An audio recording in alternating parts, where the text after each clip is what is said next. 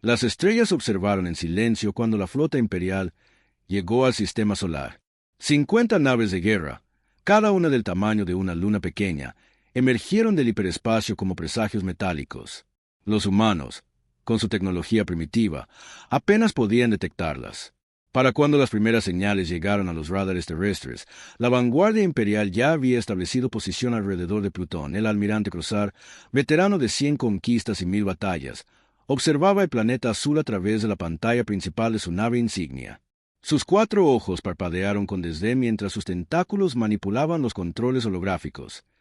Otra especie joven que tendremos que domesticar, murmuró para sí mismo. Computadora, análisis de la civilización local. La voz sintética respondió con precisión clínica. Civilización tipo 0.7 en la escala de Kardashev. Tecnología de propulsión limitada a combustibles químicos. Capacidad nuclear rudimentaria. Comunicaciones electromagnéticas básicas. Población, aproximadamente 8.000 millones. Crozar soltó un sonido que podría interpretarse como una risa. ¿Y esos son los que han estado transmitiendo señales al espacio durante décadas? Los que han estado gritando, aquí estamos, a la galaxia como cachorros perdidos. Su segundo al mando, la comandante Vexala, se acercó con paso firme. Sus escamas brillaban bajo la luz artificial.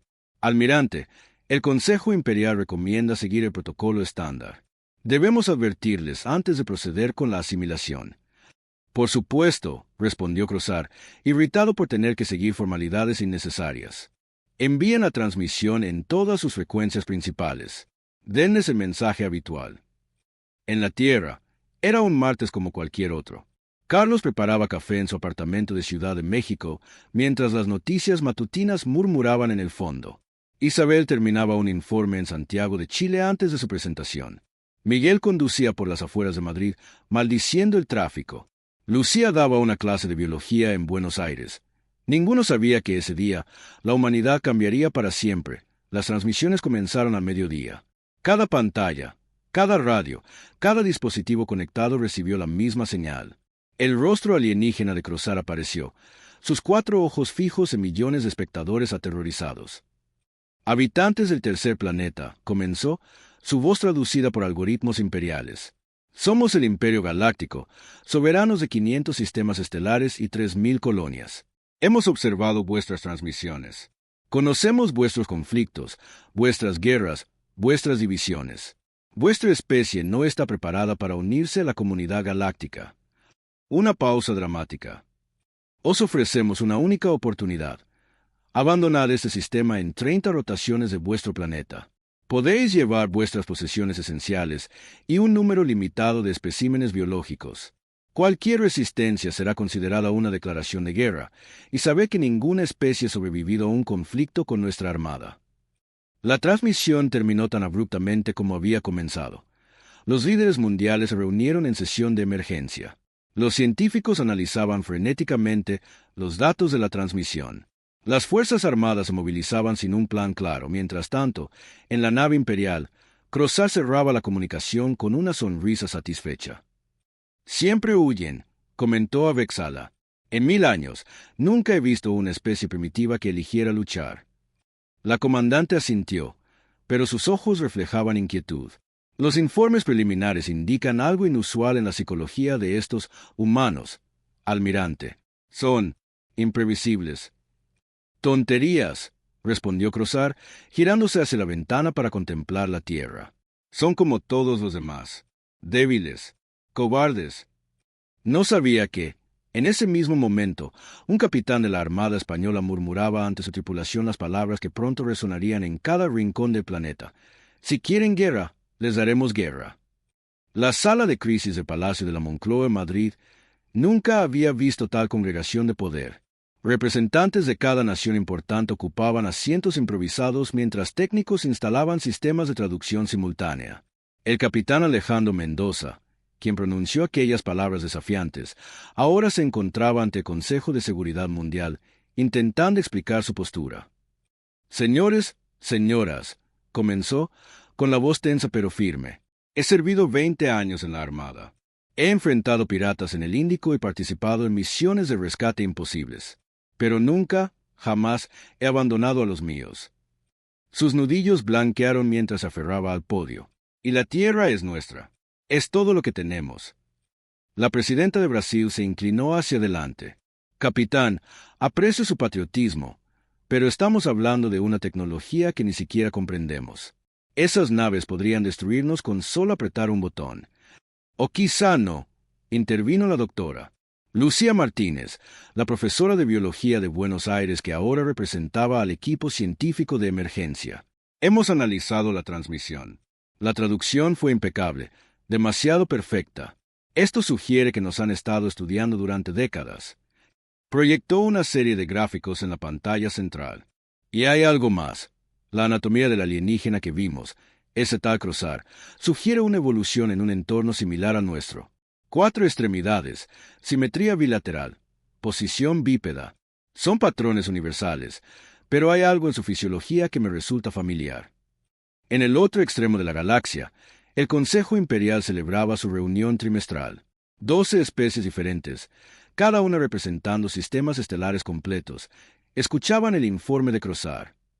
El planeta Tierra será nuestro en menos de un ciclo lunar, afirmaba con confianza. Sus recursos minerales compensarán el coste de la operación, y los especímenes biológicos serán útiles para nuestros zoológicos y laboratorios. Una figura encapuchada habló desde las sombras. El archivista, el miembro más antiguo del Consejo, rara vez intervenía. Cuando lo hacía, todos escuchaban. Almirante Crosar ha revisado el archivo histórico sobre este sector. Crosar titubeó. Por supuesto, archivista. Sector 4-7-9, explorado hace 8.000 ciclos, catalogado como de bajo interés estratégico. Incorrecto. La voz del archivista era suave pero cortante. El sector 4-7-9 fue sellado por decreto imperial hace 12.000 ciclos. Ninguna expedición ha sido autorizada desde entonces. Un silencio incómodo invadió la sala. Vexala, presente en la transmisión holográfica, miró a su superior con preocupación. Debe haber un error, insistió Crosar. Mis órdenes eran claras. Sus órdenes fueron manipuladas, respondió el archivista, desplegando un registro antiguo. Este sector está bajo cuarentena por razones que trascienden su nivel de autorización. Debe retirarse inmediatamente. De vuelta en la Tierra, los satélites detectaban movimiento entre las naves imperiales. Algo estaba cambiando en su formación. Carlos, el hombre que preparaba café en Ciudad de México, ahora coordinaba la red global de radioaficionados. Miles de estaciones improvisadas monitoreaban las frecuencias alienígenas, buscando cualquier información útil. Están discutiendo, informó a través de una conexión encriptada, algo sobre un archivo y una cuarentena. La traducción es aproximada, pero parecen confundidos. Isabel, la ejecutiva chilena, ahora dirigía el esfuerzo logístico para evacuar las zonas costeras, las más vulnerables ante un posible ataque. ¿Cuánto tiempo tenemos? Imposible saberlo, respondió Miguel, el conductor madrileño que resultó ser un experto en sistemas de radar. Pero han cambiado su formación. Algunas naves parecen estar retrocediendo mientras otras avanzan hacia la Tierra. En la nave insignia imperial, Crosar desconectó la transmisión con el Consejo, furioso. 12.000 ciclos de burocracia e incompetencia, masculló. No abandonaré esta misión por un tecnicismo administrativo. Vexala se mantuvo firme. Almirante, las órdenes del archivista son indiscutibles. La flota debe retirarse. La mitad de la flota se retirará, concedió Crosar, sus ojos brillando con determinación. La otra mitad permanecerá bajo mi mando directo. Aceleraremos los planes. En vez de 30 rotaciones, les daremos 3.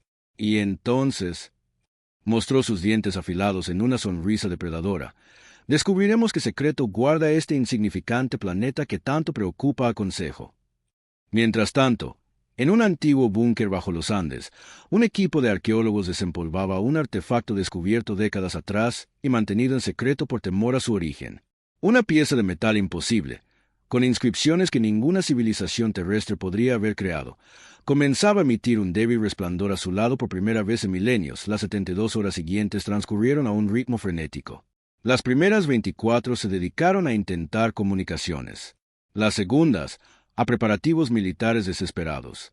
Las últimas, a evacuaciones masivas que colapsaron autopistas y aeropuertos, el ultimátum de cruzar resonaba en cada pantalla del planeta. 3 rotaciones. Ni un momento más.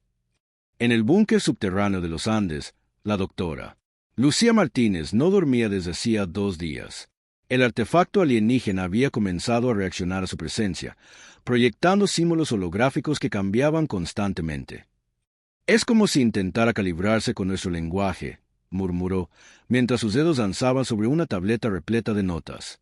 A su lado, un equipo internacional de lingüistas y matemáticos trabajaba sin descanso. Un joven asistente se acercó con un café. Doctora, debería descansar. No hay tiempo para descansar. Rodrigo. Sus ojos enrojecidos no se apartaban de la proyección. Estamos ante algo que podría cambiar el curso de la historia, si sobrevivimos. En ese momento, uno de los símbolos se estabilizó. Luego otro. Y otro más. Lo tengo, exclamó un lingüista indio. No es un idioma, es un código matemático universal. Y está formando coordenadas. Mientras tanto, en órbita terrestre, la flota imperial se había dividido.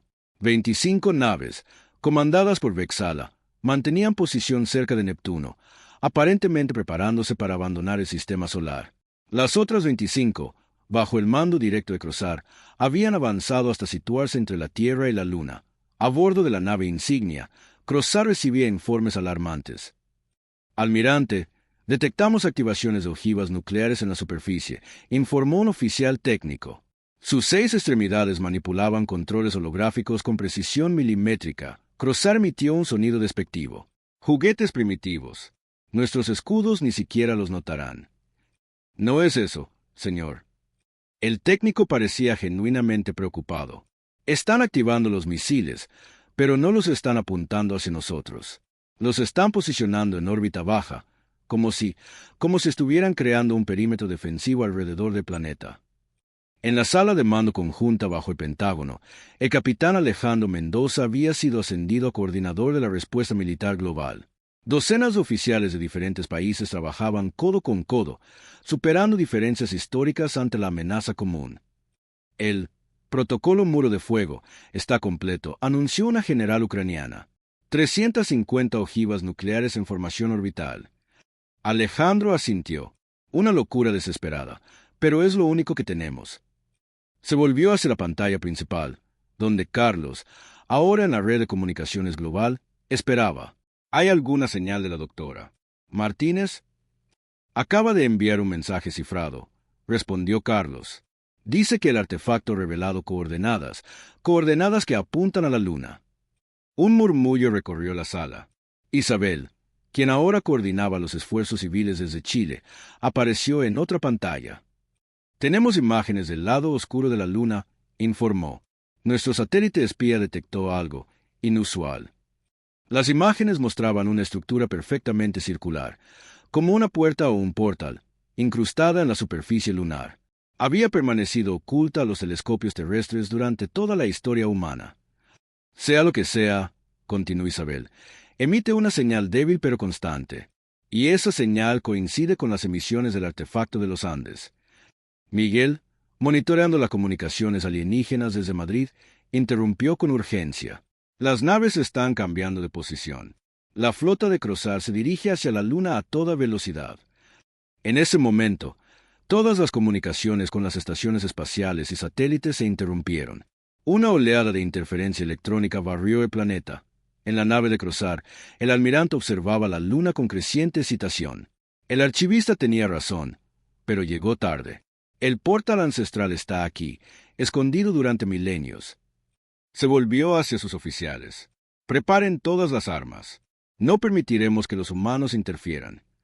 Vexala, que había desobedecido la orden de retirarse, estableció contacto desde su nave. Su holograma mostraba una expresión de profunda preocupación. Almirante, el Consejo Imperial ha emitido una orden de arresto contra usted. El archivista ha revelado que este sistema está protegido por un antiguo tratado. La presencia del portal ancestral lo confirma. ¿Protegido? Crosar estalló en carcajadas. ¿Por quién? Por estos primates que apenas han salido de su planeta. No. Almirante, la voz de Vexala tembló ligeramente.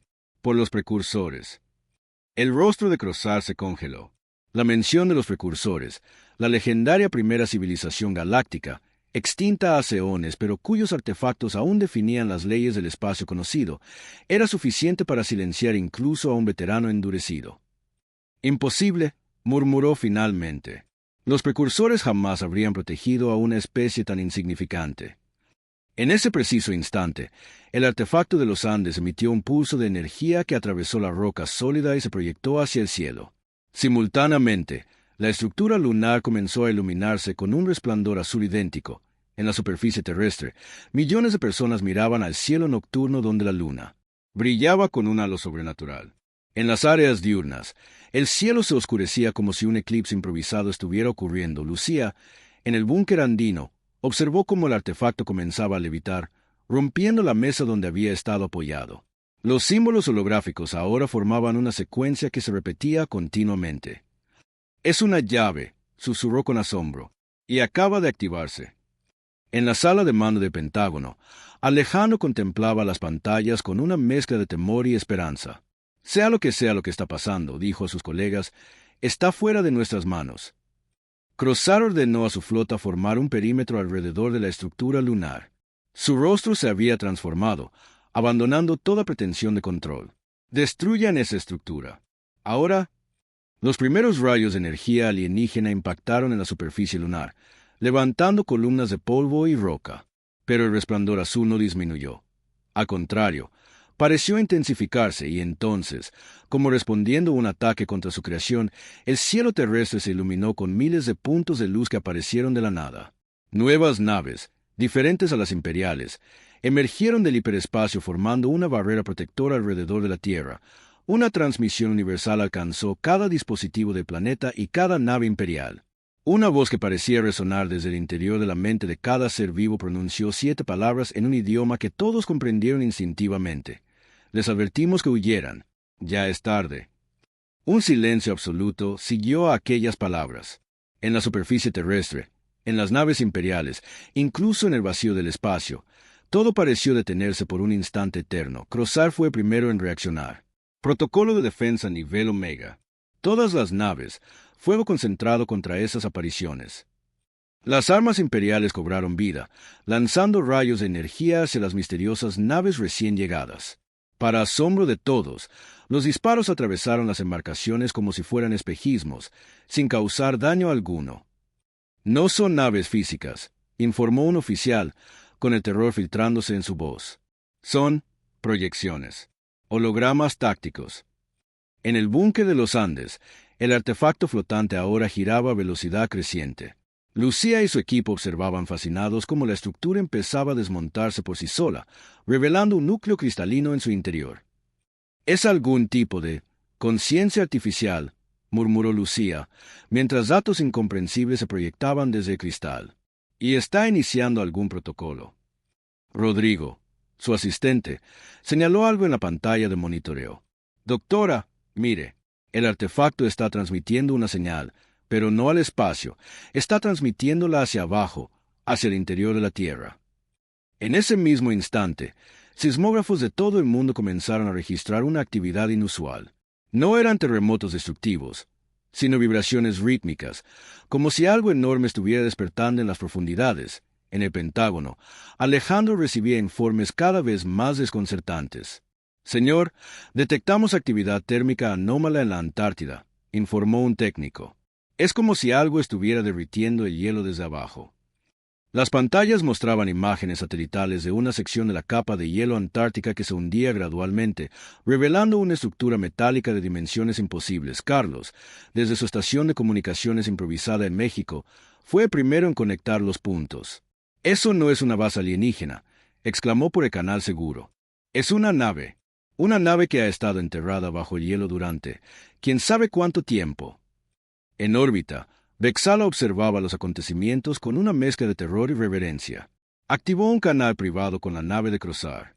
«Almirante, debemos retirarnos inmediatamente. Esto va más allá de cualquier protocolo imperial. Si los precursores han dejado tecnología activa en este planeta, entonces los humanos no son lo que parecen». «¿Qué quieres decir?», gruñó Crozar, cuya arrogancia comenzaba a dar paso a la incertidumbre.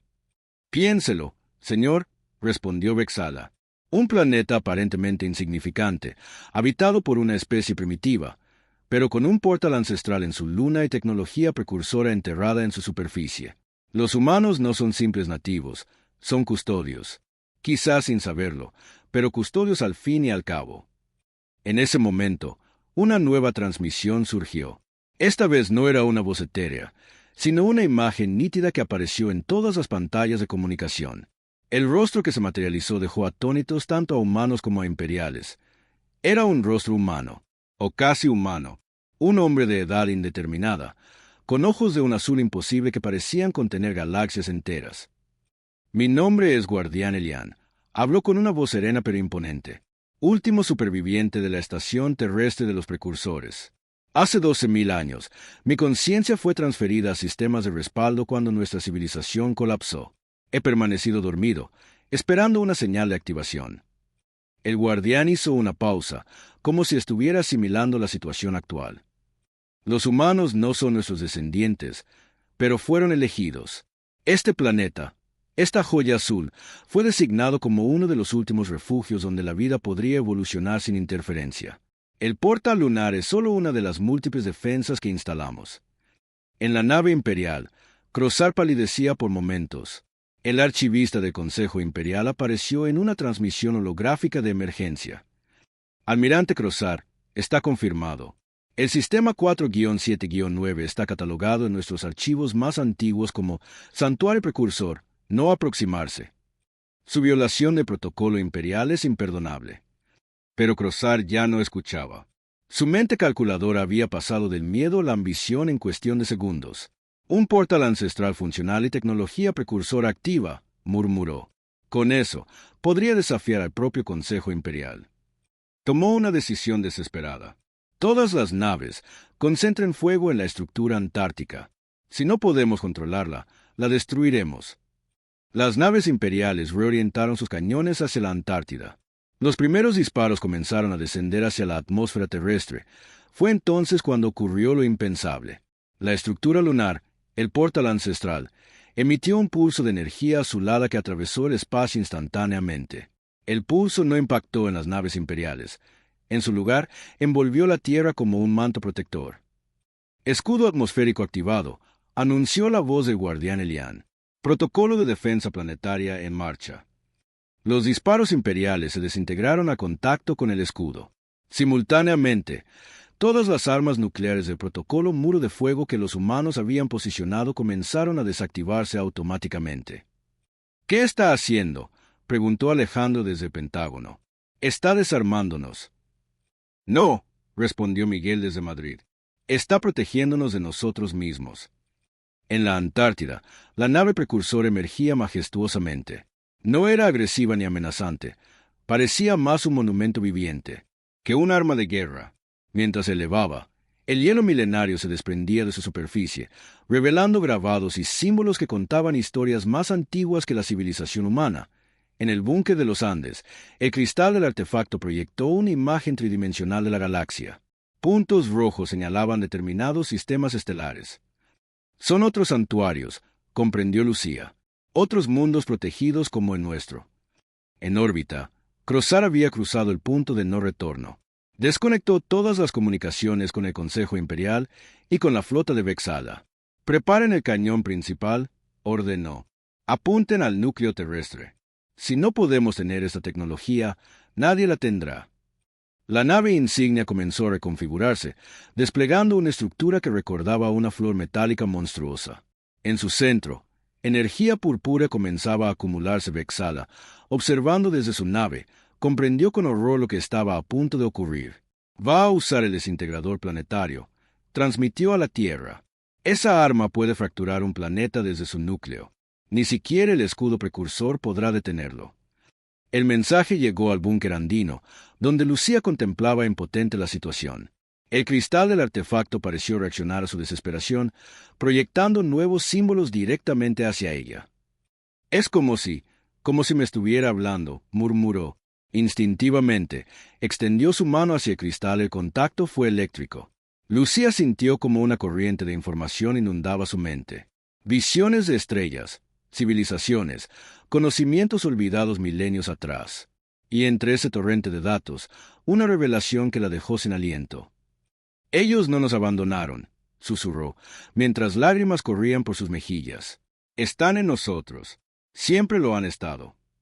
En ese momento, cuando la energía del desintegrador planetario alcanzaba niveles críticos y la destrucción de la Tierra parecía inminente, la nave precursora antártica emitió un destello dorado que iluminó el planeta entero, y entonces todos los seres humanos del planeta lo sintieron. Una presencia antigua, un legado dormido durante eones, despertando dentro de su ADN. Una luz dorada emanaba de millones de personas simultáneamente.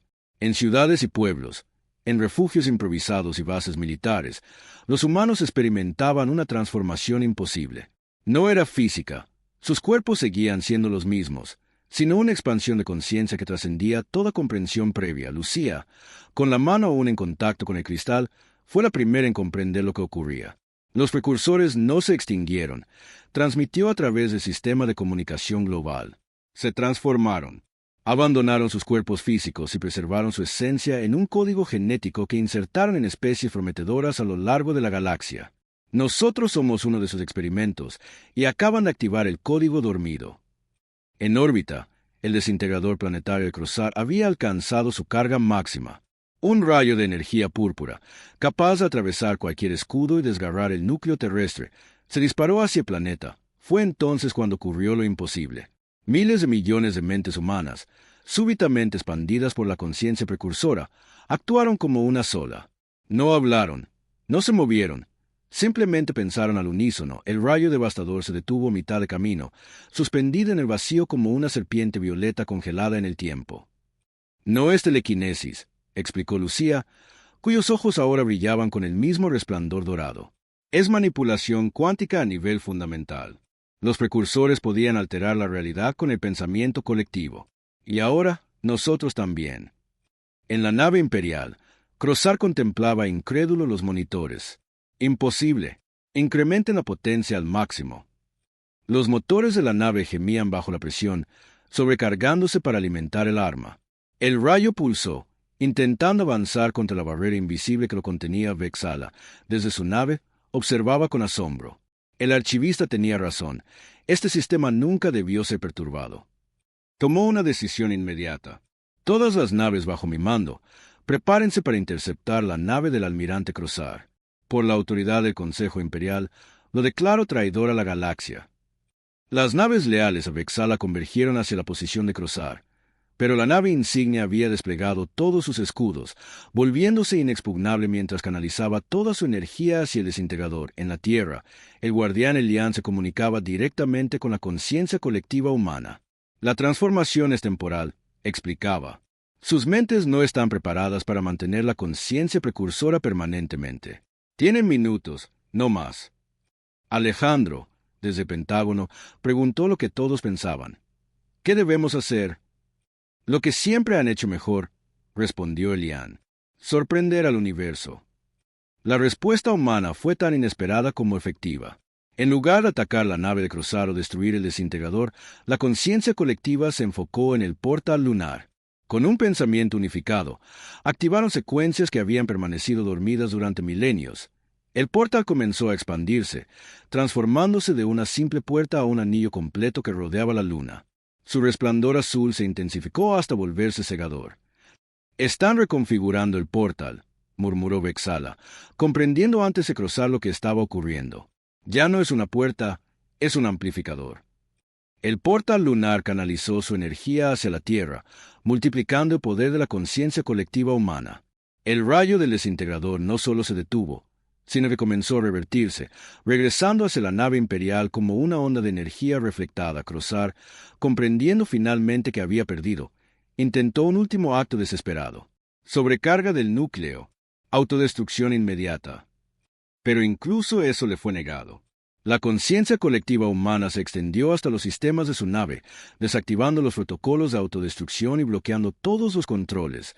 La nave insignia imperial quedó suspendida en el espacio, completamente inmovilizada, con su tripulación congelada en un tiempo detenido. En la Antártida, la nave precursora se elevó completamente. revelando su verdadera función. No era una nave de guerra ni una estación científica, sino un inmenso archivo viviente, un repositorio de conocimiento que contenía la historia completa de los precursores y las coordenadas de todos los santuarios galácticos. Este es el verdadero tesoro, transmitió Lucía. No es tecnología ni armas, es conocimiento. La historia de una civilización que evolucionó más allá de la forma física. El resplandor dorado que emanaba de los humanos comenzó a desvanecerse. La conciencia expandida se retiraba, dejando atrás mentes normales pero transformadas por la experiencia. En esos últimos momentos de claridad sobrehumana, la humanidad tomó una decisión colectiva. El conocimiento precursor sería accesible, pero protegido. La nave antártica se reestructuró, convirtiéndose en una instalación permanente que serviría como embajada para todas las especies galácticas pacíficas, y el portal lunar recibió una nueva programación. Serviría como una puerta estelar, pero solo para aquellos que vinieran en paz. Cuando la conciencia colectiva finalmente se desvaneció, Lucía retiró su mano de cristal. Sus ojos volvieron a la normalidad, pero su expresión revelaba una comprensión que trascendía su ser anterior. «Todo ha terminado», murmuró, «y todo comienza ahora». En órbita, las naves imperiales bajo el mando de Vexala rodearon la paralizada nave de Crosar. El Consejo Imperial, consciente de los eventos extraordinarios, había enviado una delegación diplomática con plenos poderes. En nombre del Imperio Galáctico, declaró Vexala en una transmisión global, reconocemos la soberanía del Sistema Solar y la condición especial del planeta Tierra como santuario precursor. Toda hostilidad cesa inmediatamente. Los días siguientes fueron de asombro y adaptación. Mientras los líderes mundiales establecían los primeros contactos diplomáticos con el Imperio Galáctico, la población intentaba asimilar las revelaciones sobre su propio pasado y su lugar en el cosmos. Carlos, desde México, ayudaba a coordinar la nueva red de comunicaciones que conectaría la Tierra con la comunidad galáctica. Isabel organizaba esfuerzos para compartir la experiencia de la conciencia colectiva con quienes no la habían vivido. Miguel desarrollaba sistemas de alerta basados en tecnología híbrida, terrestre precursora. Alejandro, ascendido ahora comandante de la recién formada Guardia Planetaria, supervisaba la integración de los protocolos de defensa humanos con la tecnología precursora reactivada. Crosar enfrentaría justicia imperial por sus acciones, pero incluso eso tendría un giro inesperado.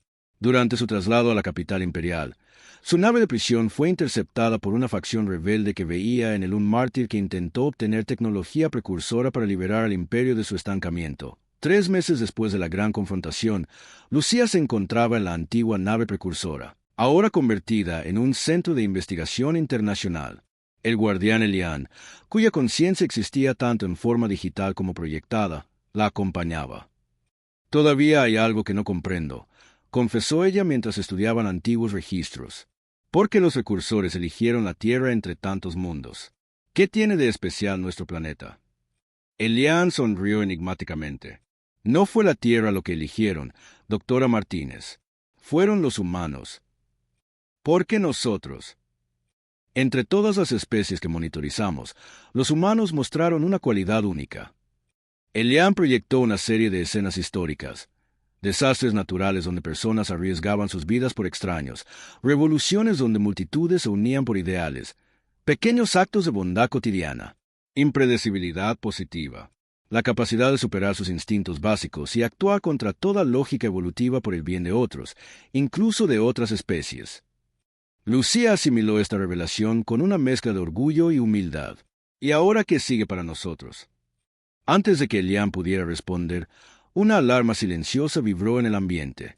Las pantallas holográficas mostraron una anomalía espacial formándose más allá de Plutón. «Eso no es una nave imperial», murmuró Elian, su expresión tornándose grave. Una estructura colosal emergía del hiperespacio, con un diseño que no correspondía a ninguna civilización conocida. No emitía señales de comunicación ni mostraba signos de tecnología convencional. Simplemente existía, como una montaña flotante tallada en un metal negro imposible. «¿Qué es eso?», preguntó Lucía, sintiendo un escalofrío involuntario. «La razón por la que los recursores evolucionaron más allá de la forma física», respondió Elian. «La razón por la que crearon los santuarios y escondieron su legado en especies prometedoras». En pantallas de todo el mundo, la misteriosa estructura comenzó a desplegarse, revelando una forma que desafiaba la comprensión humana. Los precursores no eran dioses, Doctora Martínez. También tenían sus propios depredadores. La humanidad, apenas recuperada de su primer contacto galáctico, se enfrentaba ahora a un misterio mucho más antiguo y aterrador. Pero esta vez no estaban solos. La señal de alarma del santuario Tierra viajaba ya por el espacio, despertando otros mundos protegidos y activando defensas olvidadas. Una nueva era comenzaba para la Tierra. Una era en la que los humanos ya no eran simples observadores del cosmos, sino custodios de un legado ancestral y protagonistas de una historia galáctica que apenas empezaba a revelarse. Los días siguientes a la aparición de la misteriosa estructura fueron de preparación frenética. El Consejo de Seguridad Planetaria, formado por representantes de todas las naciones, estableció su sede permanente en la antigua base precursora de la Antártida. Allí, bajo la guía del guardián Elian, la humanidad comenzó a estudiar el legado tecnológico que habían heredado. No tenemos mucho tiempo, explicaba Lucía a los líderes mundiales reunidos en la sala de mando principal. Las paredes cristalinas de la base mostraban visualizaciones en tiempo real de la entidad alienígena, que permanecía inmóvil más allá de la órbita de Plutón. Según los archivos recursores, estos seres, los devoradores, como los llamaban, pueden permanecer en estado de observación durante semanas antes de actuar. Vexala, ahora embajadora oficial del Imperio Galáctico en la Tierra, asintió gravemente. Nuestros registros más antiguos contienen apenas leyendas sobre estas entidades. Se dice que aparecen cada varios milenios, eliminan civilizaciones enteras, y luego desaparecen en el vacío intergaláctico. Alejandro estudió los planes de defensa proyectados en el aire. ¿Qué sabemos sobre sus capacidades ofensivas? Poco, respondió Elian. Los precursores enfrentaron a los devoradores una sola vez, hace más de 50.000 años. La guerra casi los aniquiló, y fue lo que precipitó su evolución hacia una forma no física. La estrategia de los santuarios fue diseñada específicamente para ocultarse de ellos. Carlos, quien había establecido una red de comunicación con otros 7 mundos santuario que habían respondido a la señal terrestre, intervino desde su estación. Los triunviratos de Rigel 4 preguntan si activamos el protocolo umbral. Todos miraron a Elian, cuya expresión holográfica se tornó solemne. El protocolo umbral fue el último recurso de los precursores. Implica la activación simultánea de todos los portales en todos los santuarios, creando una red de energía capaz de reorganizar la estructura del espacio-tiempo local. Isabel, representando los intereses civiles en el Consejo, formuló la pregunta que todos temían hacer. ¿Y qué sucede con los planetas dentro de ese espacio-tiempo reorganizado? Quedan fuera de fase con el resto del universo, explicó Elian. Inaccesibles, intocables, pero también aislados. Quizás para siempre. Un silencio pesado cayó sobre la sala. La humanidad, apenas ingresada a la comunidad galáctica, enfrentaba la posibilidad de un autoexilio cósmico. Miguel, analizando los datos de los sensores, interrumpió la deliberación. Se está moviendo. El devorador se acerca a Neptuno. La decisión debía tomarse ahora. Lucía miró a sus colegas, a los líderes mundiales, a los representantes imperiales. No podemos permitir que esta amenaza alcance otros mundos. Si los devoradores descubren la red de santuarios, Alejandro completó su pensamiento. Toda la herencia precursora estaría en peligro. Después de una breve deliberación, la votación fue unánime. La Tierra activaría el protocolo umbral. En coordinación con los otros santuarios, el portal lunar comenzó a pulsar con una nueva frecuencia. Los otros 7 mundos santuario, distribuidos en diferentes regiones de la galaxia, sincronizaron sus propios portales. Una red invisible de energía comenzó a tejerse entre ellos. Mientras los preparativos técnicos avanzaban, la humanidad se despedía del resto de la galaxia. Vexala regresó con la mayoría de la delegación imperial, llevando consigo tratados de amistad y la promesa de recordar a la Tierra y su sacrificio. Volveremos, prometió a Lucía antes de partir. Cuando los devoradores se retiren, encontraremos la manera de revertir el protocolo. En la víspera de la activación, mientras la entidad alienígena cruzaba la órbita de Urano acelerando hacia Saturno, Lucía contemplaba las estrellas desde la cúpula transparente de la base antártica. Elian se materializó a su lado. ¿Crees que hicimos lo correcto?, preguntó ella. Revelando nuestra existencia al cosmos, despertando tecnologías dormidas durante milenios. La evolución nunca es un camino recto, respondió el guardián. Los precursores entendieron que el verdadero progreso viene de las conexiones, no del aislamiento. Por eso no dejaron armas, sino conocimiento. No buscaban crear soldados, sino herederos. El amanecer antártico bañó la base con una luz dorada cuando los últimos preparativos se completaron. El devorador había alcanzado ya la órbita de Saturno, moviéndose cada vez más rápido. En una transmisión global, Alejandro dirigió unas palabras finales a la humanidad. Hoy no nos escondemos por miedo. Nos resguardamos para proteger no solo nuestro mundo, sino todos los santuarios. Llevamos con nosotros el legado de los precursores y nuestra propia historia. Y cuando regresemos al escenario galáctico, porque regresaremos, lo haremos más fuertes, más sabios, más unidos. El protocolo umbral se activó con una cascada de energía que fluyó desde el portal lunar hacia la Tierra. Un campo de fuerza iridiscente envolvió el planeta entero, extendiéndose hasta abarcar la Luna. Para un observador externo, el sistema Tierra-Luna pareció distorsionarse, como una imagen reflejada en agua que súbitamente se ondula y desaparece en algún lugar entre dimensiones, protegida del resto del universo pero conectada a los otros santuarios a través de los portales. La Tierra comenzaba un nuevo capítulo de su historia. No era un final, sino una pausa, un compás de espera en la gran sinfonía cósmica. Y cuando el momento llegara, cuando los devoradores se retiraran una vez más a las profundidades del vacío intergaláctico, la humanidad regresaría al escenario galáctico no como novatos, sino como guardianes. No como observadores, sino como protectores. No como una especie aislada, sino como parte de un legado estelar que trascendía el tiempo y el espacio. La historia del Imperio Galáctico y los humanos apenas comenzaba.